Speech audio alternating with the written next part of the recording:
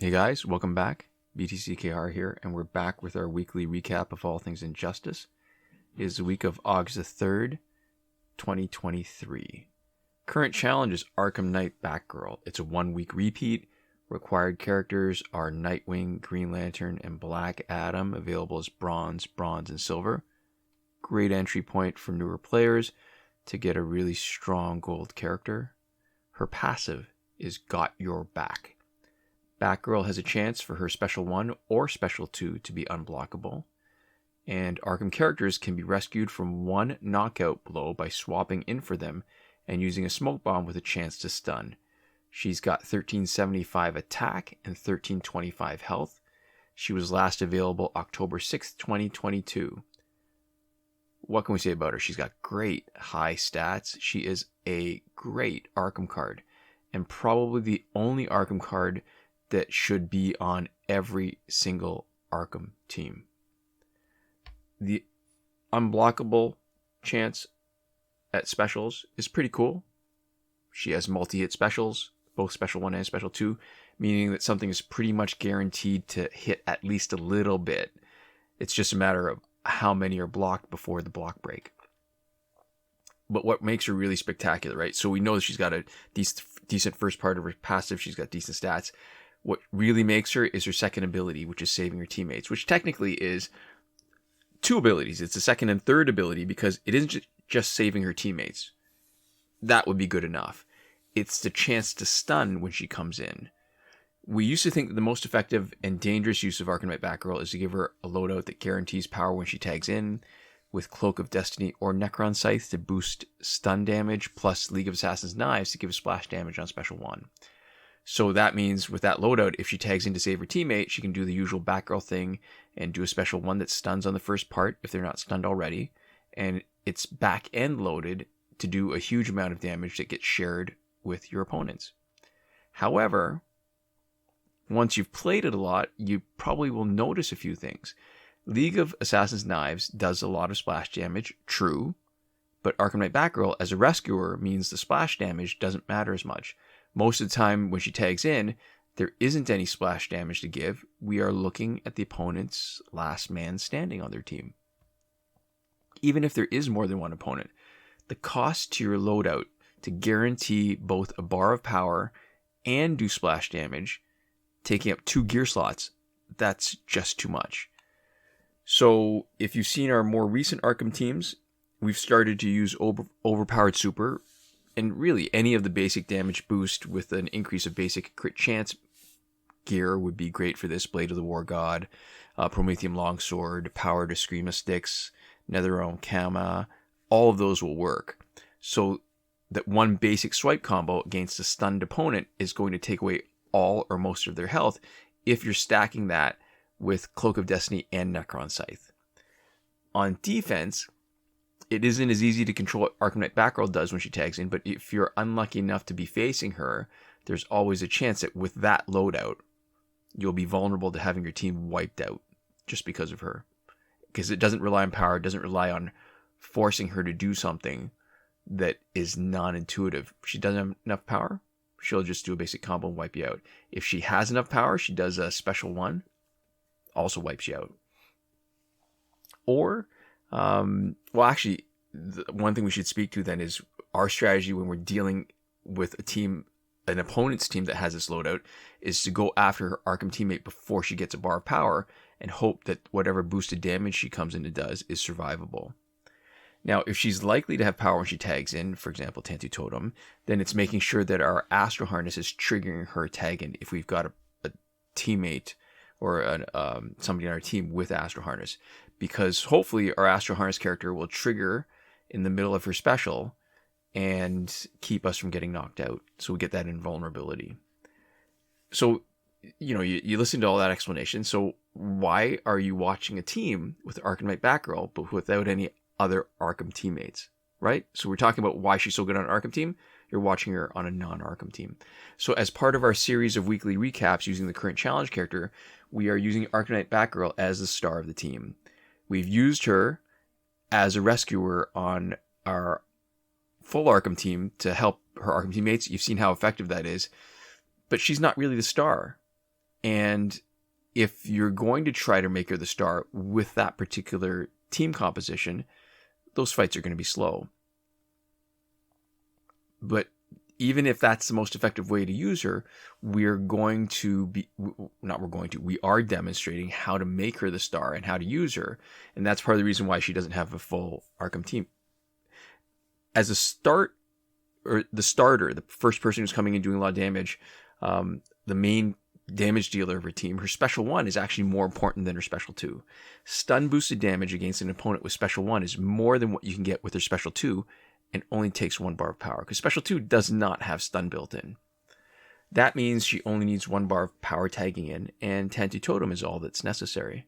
So instead of splash damage, stacking Cloak of Destiny and Necron Scythe, we've seen she has the best chance of knocking out her opponent, and she can do it with only 1 of the hits after the first hit of her special 1 that stuns. And you can really see the effectiveness of the strategy where she's knocking out New 52 Shazam. There's a couple examples there without triggering his passive, because the first hit after stunning her opponent does over 100,000 in damage, even without maxing out the minigame.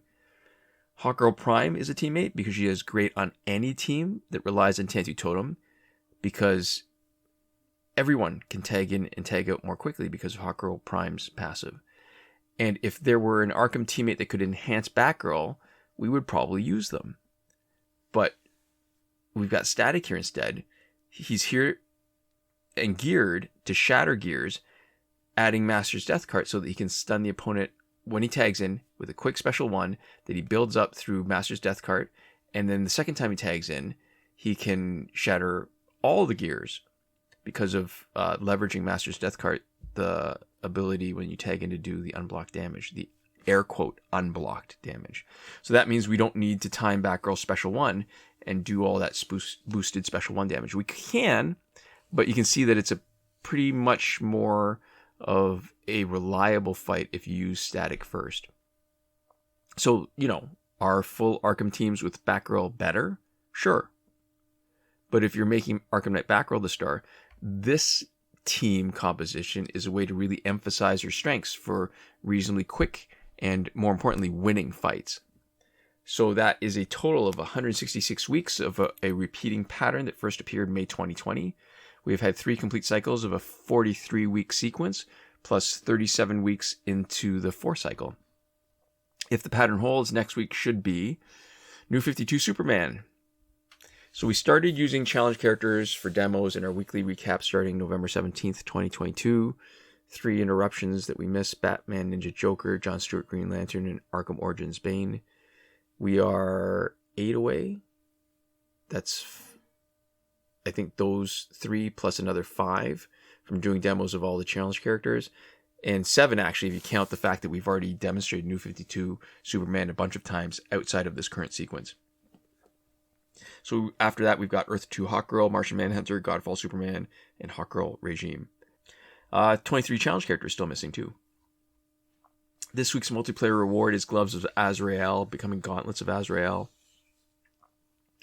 30% max health increase, 95% life drain chance on combo ender, and when evolved, max says out at 95% life drain chance, 2 teammates on combo ender.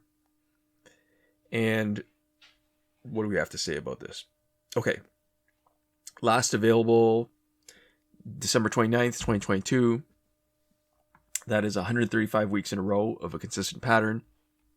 That is 4 complete cycles of a 31 reward sequence, 11th into the latest 5th cycle.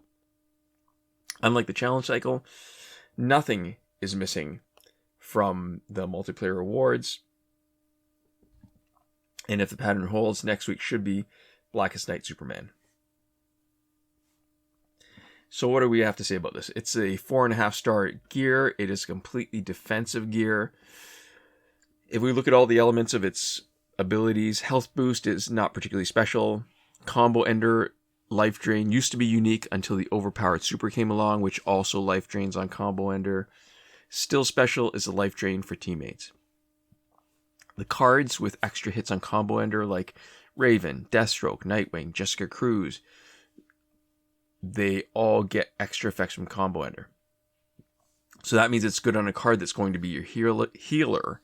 And if you're already trying to do combo enders anyways for that passive, so for example, Earth 2 Hawk Girl Stun, Razzle Ghoul Scimitar, Overpowered Super, then this is not a bad gear to use on them too. Problem is, you get more life drain the more damage your combo ender does. So you want this on someone who does a lot of basic damage. But you're using one of your gear slots for this that could have otherwise boosted basic damage. So it's a compromise, right? You're giving up some ability to do more damage so that you can heal with it. This is the eternal push-pull conflict between gearing for offense versus gearing for defense. So the more you gear for defense, the more you'll need the defensive abilities. The more you gear for offense, the less likely you'll need the defensive abilities because you're finishing fights more quickly. There's a link in the description on a video that we did on the gauntlets many years ago. Principles really haven't changed. The one place where it has changed for us is that for a card that has overwhelmingly powerful offensive passives, there's some usefulness in defensive abilities to make that character a little tougher. Because in the old days, even a strong card still needed an offensive boost with their gears, but someone like Flashpoint Batman can push out a huge amount of basic damage even with only 2 slots to boost basic damage and crit chance. And Gauntlets is probably the single most useful gear for the Phantom Zone task of Health Steal, because it both steals health for the character using this gear, and it also steals health for each of their teammates. So if you use Gauntlets on your character to steal health at the beginning of the fight, you will get 3 times the benefit of the amount of health actually stolen. So triggering Gauntlet's health steal 3 times is enough to satisfy the requirements for stealing health at the elite crystal level in the first fight, when there is the least amount of Phantom Zone bonus for winning in multiplayer. But if you do it anything after the first fight with better bonus multipliers in Phantom Zone, 1 or 2 steals can be enough, because Flashpoint Batman, who we often use in our Phantom Zone teams, has multiple combo ender hits. Other gears like LexCorp Chest Armor can give you health steal with life drain on Special 2, which you think should be more powerful because a Special 2 does more damage, but it still isn't as good as just getting a couple combo enders with Flashpoint Batman. All right, so what's going on? Superman New 52 bundle, $24.99 Canadian. Corroborate included next week's challenge. Comes with 100,000 credits. Does not unlock the character in your store. Character bundle of Themyscira. It is $24.99. It was last available March 9th, 2023. It feels like it's almost coming on a 5-month cycle. 5 or 6, around there. You get Ares, Dawn of Justice, Wonder Woman, and the gear for Wonder Woman is the Dawn of Justice gear instead of the regular Amazonian Sword and Shield. Tag Team Pack is still there for a second week. We talked about it last week. And a bunch of other packs that have been around for more than a year, probably not worth mentioning. Phantom Zone is back for 2 weeks, and that's relevant to what we said about the gauntlets. Last weekend's breakthrough, Fight 62 is still broken. Last weekend's breakthrough for golds was the Joker, Nightwing, and Darkseid. This coming weekend is probably Zod, Aquaman, and Shazam. There's a link in the description to a thread in the Injustice Mobile subreddit from Devlin16 that goes over the complete breakthrough cycle. And as far as the current glitches go, we will go into more detail every time something significant changes, which did not happen this week. However, if nothing changes, we still do a more detailed review once a month, the first week of every month, and that would be today.